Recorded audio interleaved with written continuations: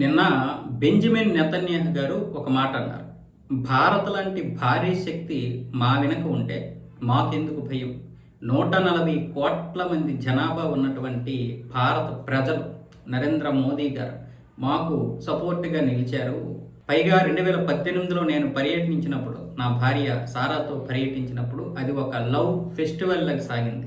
అంత జనాదరణ, అంత ప్రేమించేటటువంటి మనుషులు మాకు భారతదేశంలో ఉన్నారు.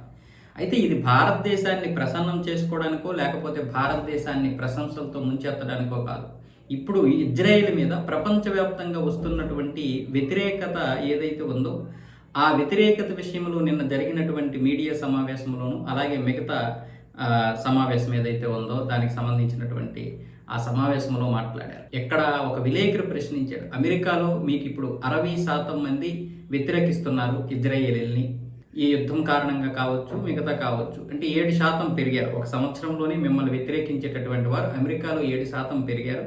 లాస్ట్ ఇయర్ 52-53% ఉన్నటువంటి వ్యతిరేకులు ఇప్పుడు 60% అయ్యారు కదా, దీన్ని ఏ విధంగా మీరు తీసుకుంటారు అనే దానికి ఆయన చెప్పినటువంటి సమాధానం ఇది.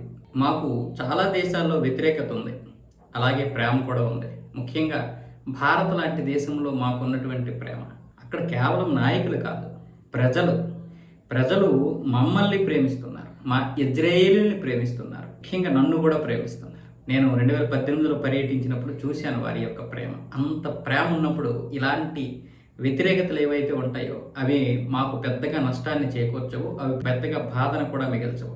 అయితే ఇక్కడ నిజంగా అంత వ్యతిరేకత ఉందా?